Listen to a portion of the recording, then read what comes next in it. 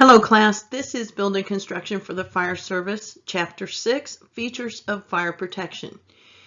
This chapter explores the concepts of fire protection and fire resistance, including laboratory fire tests and fire-resistant rating standards. It reviews smoke containment methods such as fire doors and sprinklers, as well as fire protection systems, alarms. The objectives we're going to cover in this chapter are as follows. We will understand the basic concepts of providing fire protection in buildings and define fire resistance and understand how it is determined.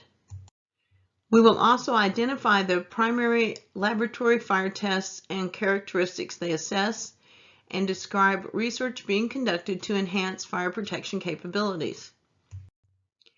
And finally, we will explain the ways in which smoke and fire containment is achieved and describe the various types of fire protection systems. Fire containment has historically been a primary objective of the firefighter. Modern building codes reduce conflagrations, and conflagrations are the rapid involvement of a fire situation that goes beyond the normal attack situations that fire departments encounter. The strive to contain fires not only to a building but within a building as well. Reduced conflagrations contributed directly to life safety. Compartmentation is also a factor that has contributed to life safety. Subdivision of a building into small areas so fire or smoke is confined to the room or section in which it originates is the essence of compartmentation. And then there are firefighting concerns as well. Egress and safe exits within a building. And then also firefighter safety, which is a stated goal in building and fire codes. These codes do not apply retroactively, however, to existing homes. Non-combustible buildings are buildings that are made of material that in the form in which it is used and under the conditions anticipated will not aid combustion or add appreciable heat to an ambient fire. They're not always technically accurate, and the requirement is limited to certain designated components. And there's some confusing language out there. There are many terms. Fire-related is the classification indicating the time in hours that the ability of a structure or component is able to withstand a standardized fire test. Fireproof material applied to structural elements or systems provides increased fire resistance, usually serves no structural function. Flameproof is resistant to fire. Self-extinguishing is a characteristic of a material such that once the source of ignition is removed, the flame is quickly extinguished. Flammable means that something is capable of easily being ignited and rapidly consumed by fire. Fire retardant is a substance that helps, delays, or prevents combustion. Fire resistance is the ability of a material to avoid ignition, combustion, and the thermal effects of fire. These meanings of fire terms variable. For example, inflammable. NFPA has striven to eliminate this term for years. It used to be the old word for something that would ignite, but inflammable does not mean not flammable. But because it's an outdated term, the use of this term is highly discouraged. Now let's talk about non-combustible buildings. Non-combustible is not technically accurate. The requirement is limited to certain designated components. Fire resistance distinguished. There are two key terms.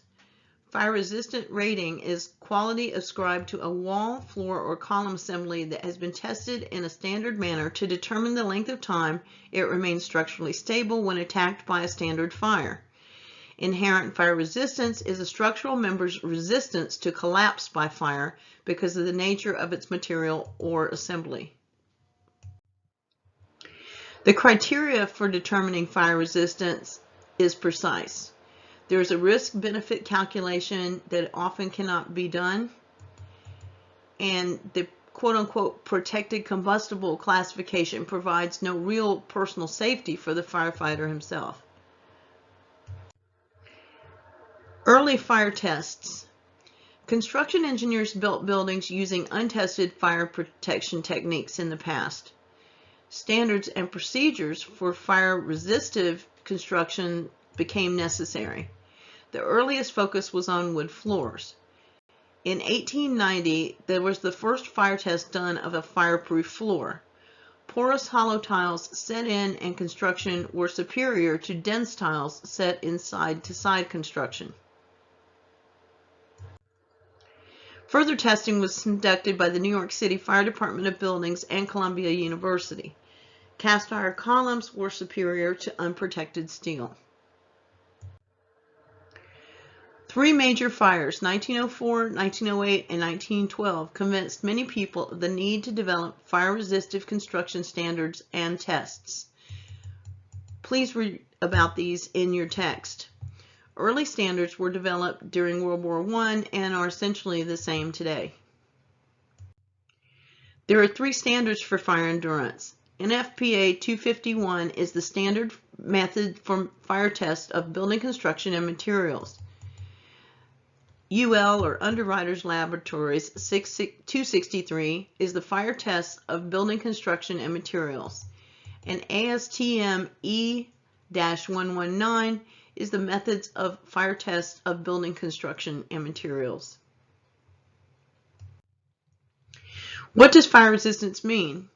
Fire resistance refers to different protections depending on the material. Fire resistance of columns is concerned with resisting collapse. Fire resistance of floors and walls is concerned with passage of fire and collapse. Fire resistance of fire doors is concerned with passage of fire. Fire resistance is not specifically directed at ensuring life safety. It is intended to provide smoke control and is concerned with dollar loss due to fire. Now let's talk about fire resistance testing. The test standards have provisions to ensure uniformity in testing. The standard time temperature curve is the profile of furnace temperatures that are dictated by the test standards NFPA 251, UL 263, and ASTM E-119. Test specimens have all minimum size requirements. Load-bearing elements are tested with their prescribed weight. Columns fail when the average temperature exceeds 1100 degrees Fahrenheit. Floors and walls must not ignite cotton waste on exposed surfaces. Floor and roof assemblies are tested under restrained and unrestrained conditions. Assemblies are rated by the number of hours they can survive a test fire. The minimum standards for fire resistance listing. An assembly that is listed has met the minimum requirements needed to pass the fire test. Fire rating is for the assembly as a whole, not the individual components.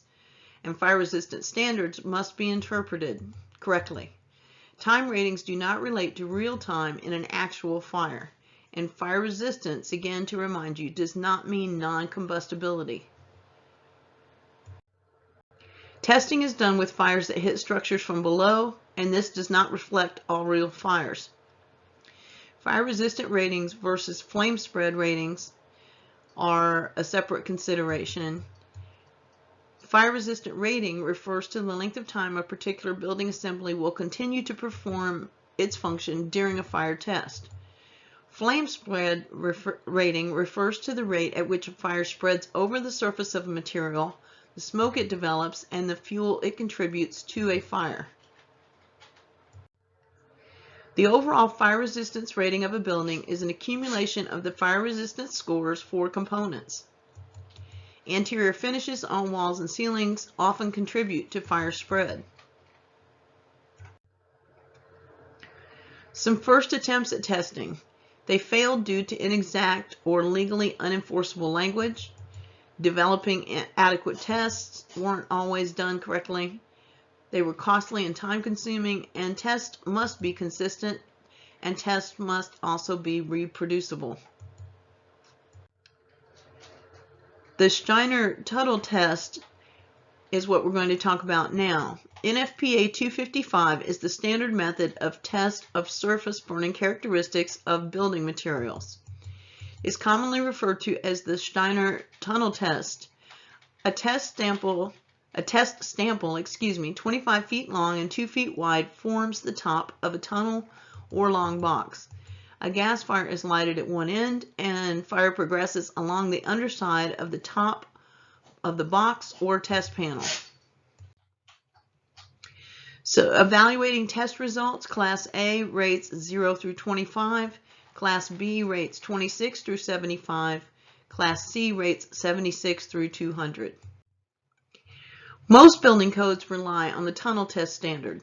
Class A flame spread building for exit stairwells means that higher flame spreads permitted for sprinkler buildings are allowed. Running the tunnel test at underwriters' laboratories means that smoke developed is measured and indexed. Calculated by measuring the obstruction as the smoke passes a photoelectric cell placed in the stack from the test tunnel is how it's measured. Materials with smoke developed ratings of 300 or more generate substantial amounts of smoke, and this testing standard is widely accepted.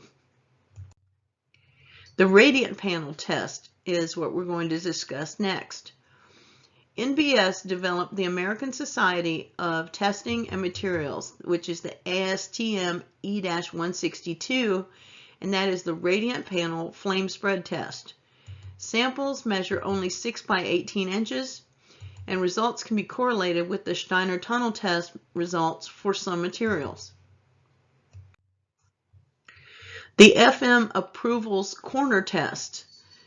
This is developed by FM Approvals and simulates an actual fire within the corner of a building. Walls are up to 25 feet high and 37 feet on the south wall and 50 feet on the east wall long for this test. It assesses flame spread and is considered more realistic than the Steiner tunnel test. Then there are carpet tests. Floor covering is a contributing factor in a number of serious fires. Current standards require the passing of the screening test, or the pill test in other words. 7 out of 8 samples must pass the test. Then there's the test for spreading flames. NFPA 253 is the standard method of test for critical radiant flux of floor covering systems using a radiant heat energy source, also known as ASTM E-648. Critical radiant flux of floor covering systems test. The radiant flux test, NFPA 253, measures resistance to flame spread. The test gives critical radiant flux, CRF, of the sample, and the higher the CRF number, the less flammable the carpeting. Here is an example of Class 1 with a greater than or equal to CRF minimum of 0.4 watts per square centimeter, and Class 2 is greater or equal to CRF minimum of 0.22 watts per square centimeter.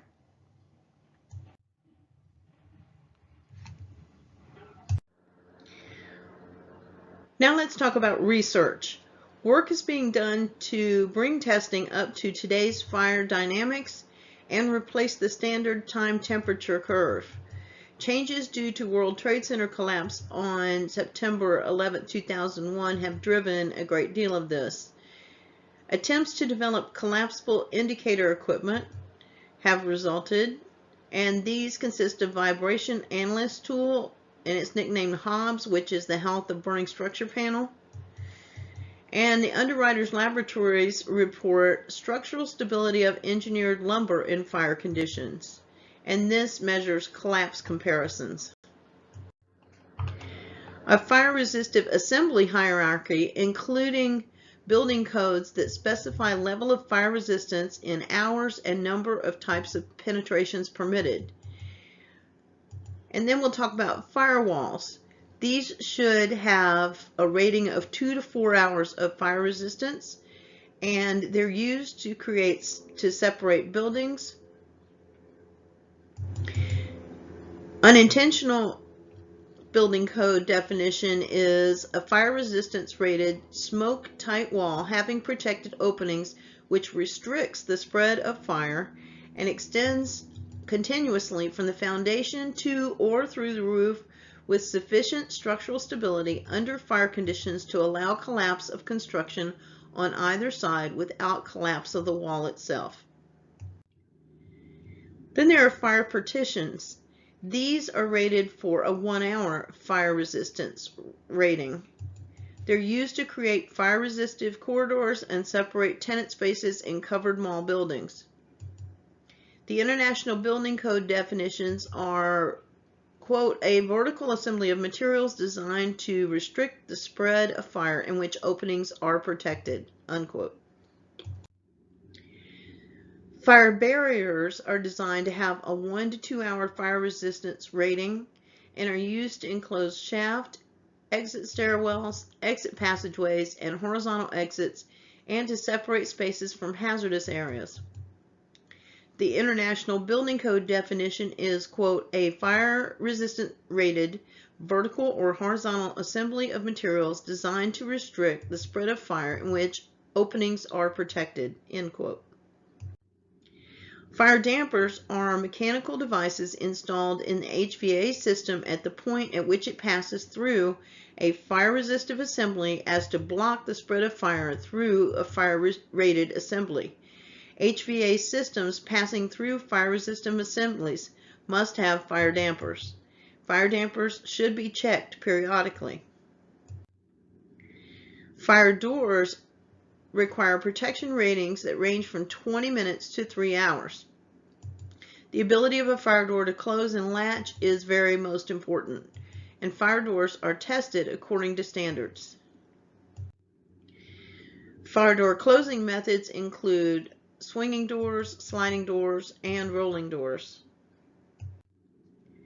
And here are 2 examples. On the left you see a sliding fire door, and on the right you see a rolling fire door. Fire door closures come in 2 types. Self-closing, such as room or stairway doors, are equipped with an automatic door check that closes the door after it's been opened. Automatic, such as those intended to close in only in case of fire, have fusible links, so they can't be reopened.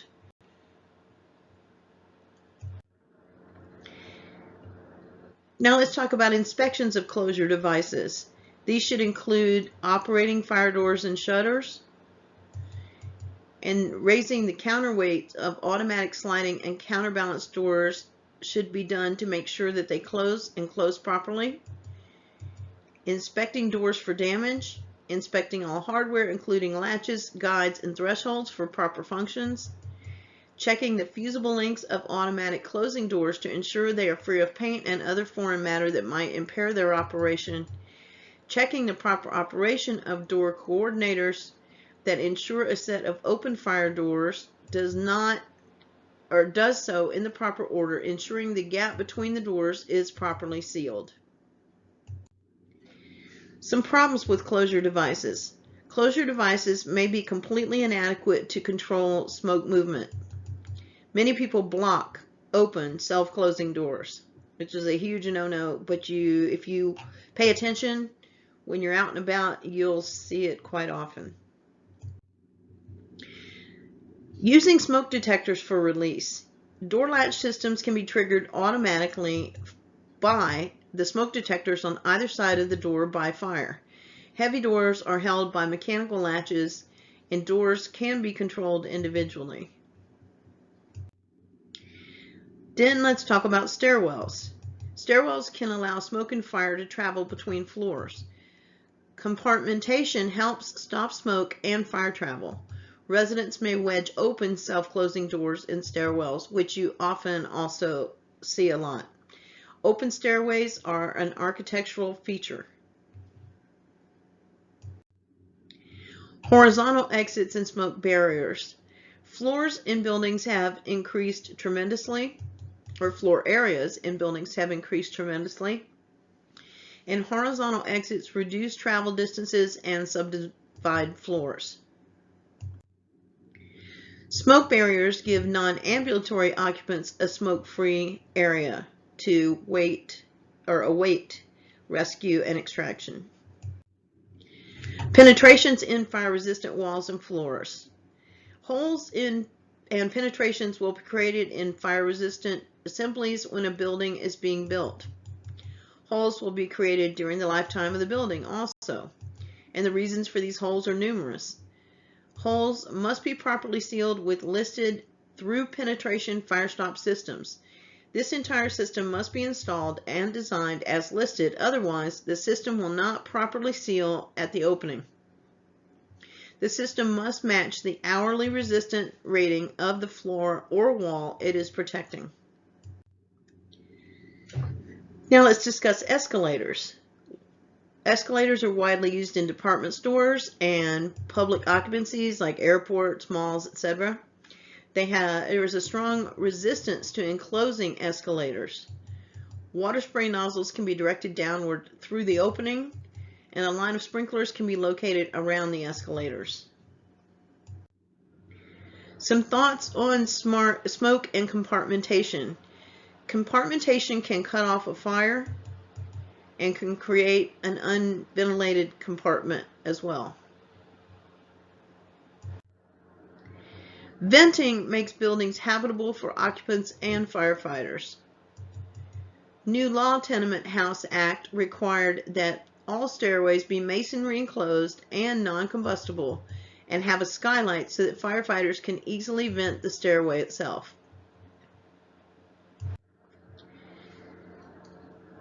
Fire is a book published in 1930.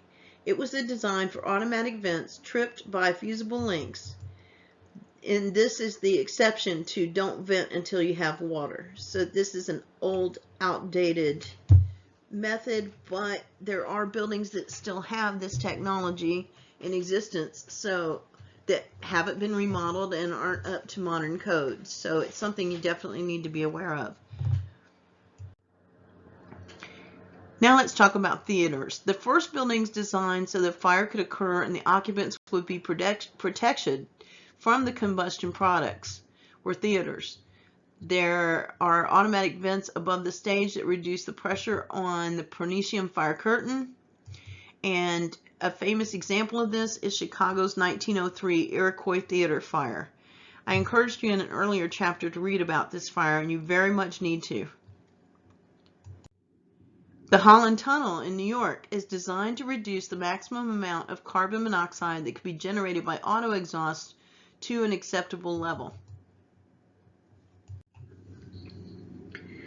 Tests showed airflow required would be about 50 miles an hour, and there's a triple tunnel arrangement built into the Holland Tunnel itself.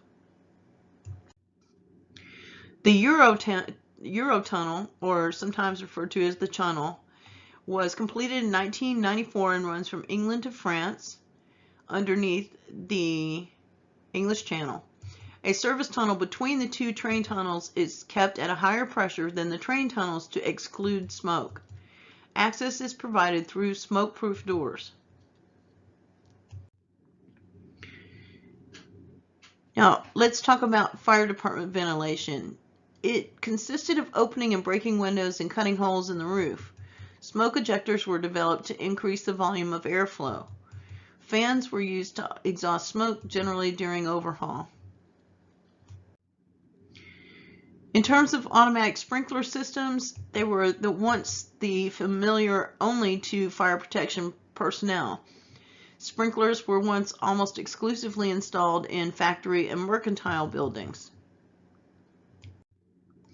Automatic sprinklers are fast becoming a fact of life in nearly all buildings, including newer built homes. The need to retrofit sprinklers into buildings that should have been sprinklered when they were built is also being recognized. Now, sprinkler systems are included in every occupancy and are gaining greater acceptance in 1- and 2-family dwellings, as I had just mentioned a moment ago. Now, there are standards for automatic sprinkler systems. NFPA 13 is the standard for the installation of sprinkler systems. NFPA 13D is the standard for installation of sprinkler systems in 1- and 2-family dwellings and manufactured homes. and NFPA 13R stands for the installation of sprinkler systems in low-rise residential occupancies. There are different types of sprinkler systems. Wet pipe systems employ automatic sprinklers attached to a piping system containing water under pressure at all times. A dry pipe system has an automatic sprinkler attached to piping that contains air or nitrogen under pressure. Pre-action systems are systems in which there is air in the piping that may or may not be under pressure. Deluge systems have all sprinklers open at all times. Now let's mention briefly the design and operation of sprinkler systems. Hydraulically designed, meaning the pipe sizes selected are based upon the flow and pressure necessary to supply the heads, are one design, and this use is designed with only a certain number of heads operating. Density and demand. Density is the unit rate of water application to an area or surface expressed in gallons per minute per square foot. The demand area is the gallons per meter by square foot required within a sprinkler system. System water demands are designed to have an adequate water supply to meet this demand, and demand is based on the type of hazard presented. Pre-wetting of exposed contents is an essential part of ordinary sprinkler operation. Sprinkler installation incentives. There are typical nude code incentives that involve heights and areas in a building of construction, construction of corridors and tenant separations, interior wall, ceiling, and floor finishes, travel distances to exits, exit widths, standpipe requirements, hose station and water flow, fire detection systems, and draft stopping in attic spaces.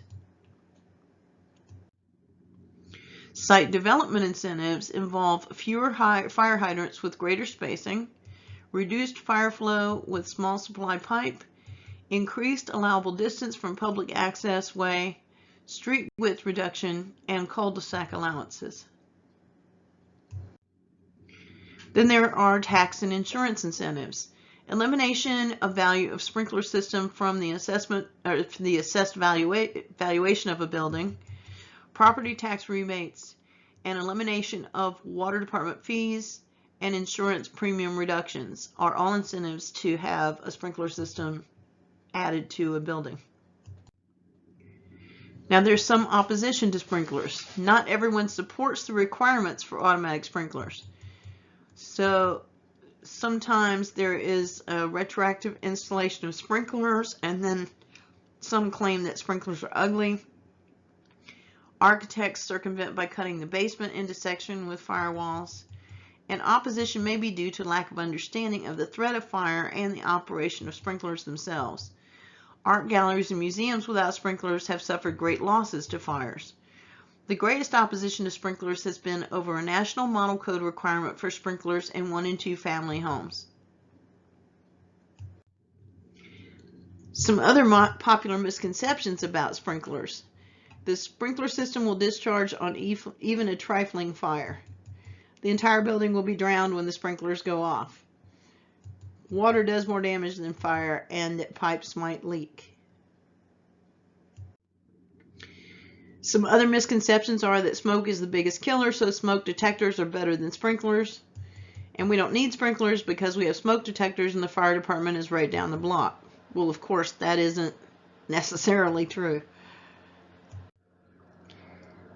And some more misconceptions are that sprinklers cause damage to libraries and smoke detectors can set off all the sprinklers at one time. Fire service activities to correct erroneous opinions are sprinkler demonstrations and sprinklers and flammable liquids. Now some fire service misconceptions about sprinklers.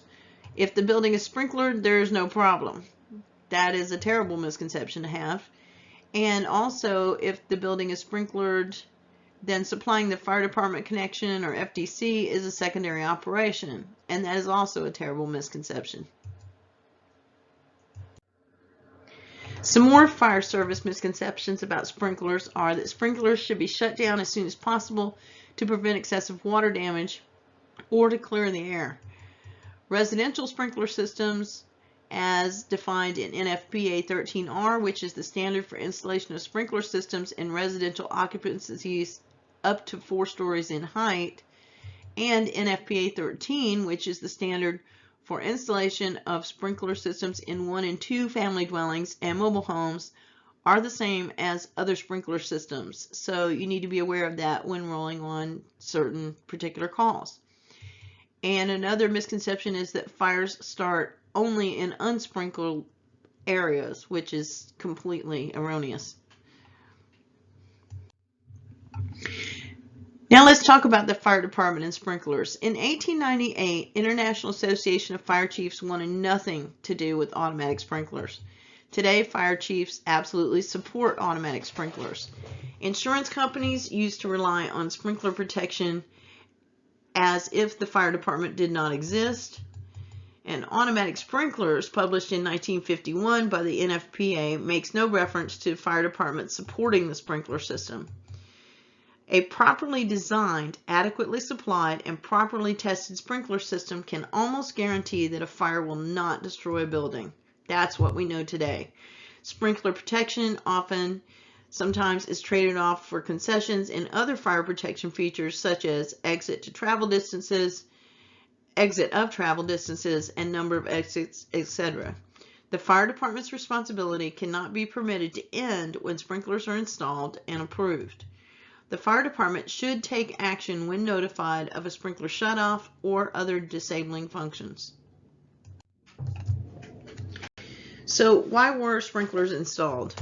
The fire department should identify the reason why each sprinkler system was installed, what should happen when the fire department learns that a sprinkler system is out of service, and the fire department should have no hesitation in closing the store until the condition is corrected.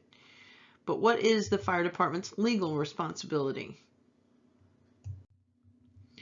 Fire department policy demands fire department notification, formal legal action, informal action, authority to modify requirements, and formal personnel instruction.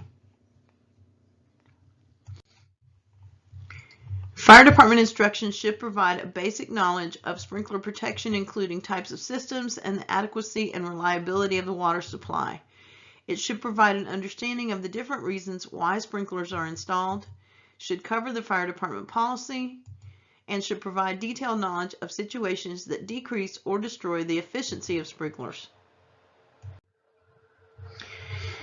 Now let's discuss company level inspections. This can involve water supply or water distribution problems, and some systems depend solely on the city water main pressure to provide adequate sprinkler flow, but that may be inadequate. Routine inspections should answer questions regarding both outside and inside the building, and you need to read in detail about this on pages 171 through 173 inclusive. And here are figures 622 and 623 from your book. At the left is a fire department connection, or FDC, that we mentioned before. And on the right, you see a post indicator valve that is usually found outside a building and controls an underground valve assembly. And as you can see in the picture, it shows that that valve assembly is open at the moment, meaning water supply is available. And inside the building, this is a fire control system connected to a sprinkler system.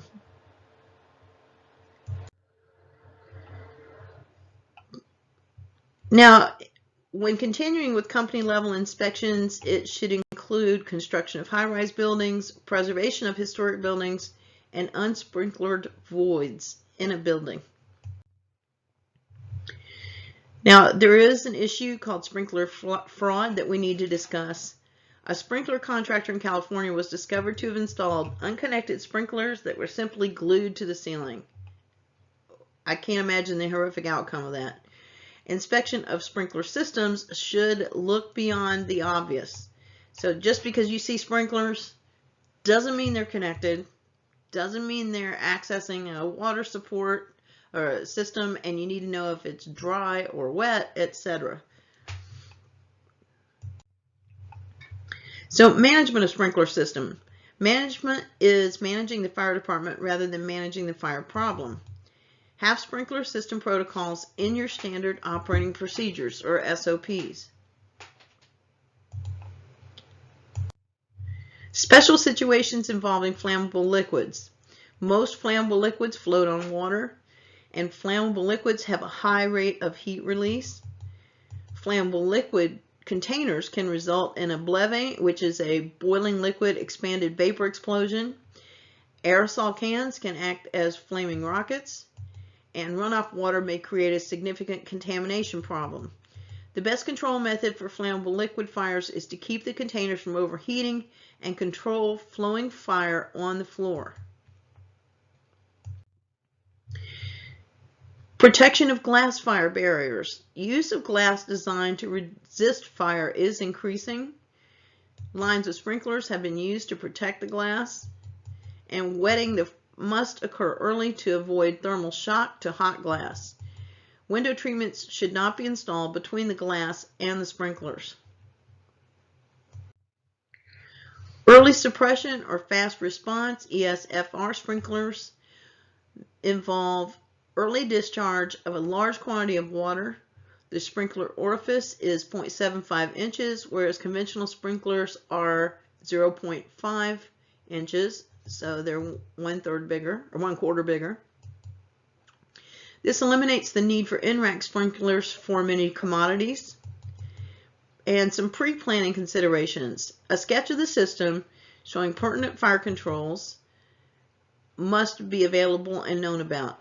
You must know also the total water supply demand of the system, connections to the fire alarm or other systems, fire department location and areas it serves, the types of sprinklers, location of manual release, and firefighting considerations for operating sprinkler systems include supplying the FDC, verifying the main riser control, noting the pressure on the main riser gauges, ensuring the fire pump is working, and keeping the valve open until the fire is out and not replacing sprinklers or resetting dry pipe valves. Now let's briefly review standpipe systems. These are fixed networks of piping and hose valves and are installed in all tall and or large buildings to provide quick fire attack. Now there are 3 classes of standpipe operations. A Class 1 standpipe system provides 64 millimeters or 2.5 inch hose connections. A Class 2 standpipe provides 38 millimeter or 1.5 inch hose stations, often called house lines, and are intended for use by building occupants. A Class 3 standpipe system provides 38 millimeter or 1.5 inch hose stations and 64 millimeter or 2.5 inch hose connections. Standpipe water supply classifications. An automatic wet standpipe is a wet standpipe system that has a water supply that is capable of supplying the system demand water automatically. A semi-automatic dry standpipe system is a dry standpipe system that is arranged through the use of the device to admit water into the system piping upon activation of a remote control device located at a hose connection. A manual dry standpipe system is a dry standpipe system that does not have a permanent water supply attached to the system. A manual wet supply system or a wet standpipe system is a wet standpipe system connected to a small water supply for the purpose of maintaining water within the system or sharing a water supply with an automatic sprinkler system, but not having a water supply capable of delivering the system demand attached to the system itself. Standpipe operations. Class 1 and 3 standpipes were used throughout the 1980s. In 1991, the fire in the One Meridian Plaza high-rise fire in Philadelphia showed that improperly set pressure-reducing valves can make the available hose valve pressure unusable. Pressure-reducing valves are used to cut high pressures found on lower floors of tall-rise standpipe risers. So some pre-planning considerations. A sketch of the system showing pertinent fire controls needs to be available, type of water supply, type of hose valves, and the FDC and the areas that it serves means Also, knowing the connections to a fire alarm system and the firefighting considerations for standpipe systems include supplying the FDC, verifying the main control valve is open, noting the pressure on the main riser gauge, ensuring the fire pump is working, being wary of dry standpipe systems.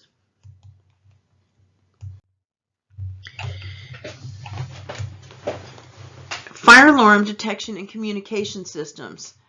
NFPA 72 is the National Fire Alarm Code initiating devices.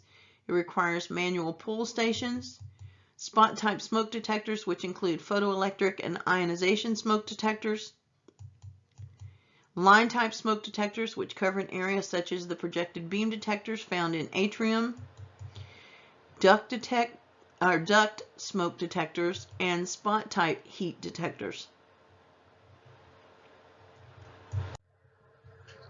Lifeline heat detectors are also required along with gas detectors, flame detectors, ultraviolet or infrared, water flow switches, water pressure switches, and supervisory switches such as tamper switches on OSNY sprinkler valves. Some indicating devices should include strobes, horns, chimes, buzzers, and sirens, and speakers and emergency lamps. Now let's talk about panels. There is no standard on the design of panels, fire panels. Small red and yellow lights may give you information. Devices are often grouped by zones. Fire alarm systems that are positioned with firefighter communication systems are not very useful because they limit the mobility of firefighters. Some pre-planning consideration: area or areas protected by the system, and types of detection and other initiating devices. All of these things we've been discussing are why it's so important to know your area and the buildings in it and how they are equipped. The location of an alarm panel and any remote annunciators is also very important, along with the type of panel and type of zoning if it's present, and know how to use the silence switch on a panel. Public education and alarm systems. Educational efforts about the importance of smoke detectors should be intensified, and smoke detectors should not be relied on to the exclusion of automatic sprinkler systems. Then there are unwarranted and delayed alarms. Any alarm that occurs that is not the result of a potentially hazardous situation, and some communities have instituted penalties for repeated unwanted alarms. The gag a long time ago used to be when kids would pull the manual fire alarm switches in schools. That was a big problem. Or just people at random would do it in buildings for jokes and fun. And of course, that's not a joke, nor is it funny. Now let's talk about smoke management systems. There are different types of management systems. You have smoke control, purge, zone smoke control, airflow, and the original design and testing criteria help explain the system's operation itself. Then there are different design requirements and guidelines that exist. You have the International Building Code, along with NFPA 92A, which is the standard for smoke control systems utilizing barriers and pressure differences. Now let's talk briefly about the control panel. Most control panels use toggle switches to turn on and off various parts of a system, but beware of the wrong flip of a switch. So pre-planning knowledge. A general description of the system and the type of smoke management that's involved needs to be known, along with the location and extent of a system, and the system design criteria. Is it automatic, manual, or both? What types of initiating devices activate this type of system or any type of system? A step-by-step sequence of system operation. What turns on, what turns off, what opens, and what closes, etc. And then, of course, what needs to be known is the location and description of the control panel. Some firefighting considerations. Assess the system operation. Is it working properly? If not, should you shut it down? When activating a system manually, let all firefighters know so they will not be endangered. Leave a firefighter with a radio at the system controls to ensure quick activation and/or shutdown if necessary. Other fire protection systems include dry chemical systems, wet chemical systems, foam systems, carbon dioxide system, a clean agent system, halon system, water mist system, water spray system, total flooding, and local systems. So let's do a summary of some of the things we've covered in this chapter. Fire containment has always been a primary objective of firefighters. Some buildings are described in codes as non-combustible. This description is not technically accurate. The local fire officer should know exactly what this means.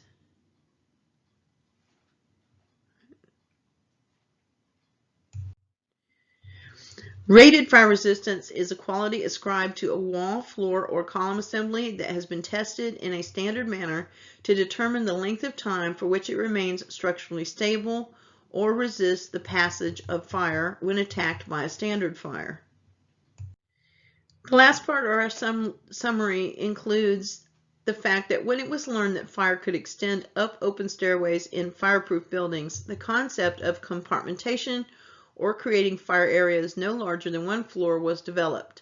Fire-resistive assemblies, firewalls, fire partitions, and fire barriers are key elements that approach to fire protection. Fire suppression and detection systems are another critical means of providing fire protection. They include automatic sprinkler systems, standpipe systems, fire alarm detection and communication systems, and smoke management systems. Okay, class, that does it for this chapter. As always, we haven't covered in detail in this lecture the amount of detail that's in your text and other cited references that you can research. So please make sure to study your text. If you need any further aid from your instructor, please do not hesitate to contact them, and we will see you next class. Thank you.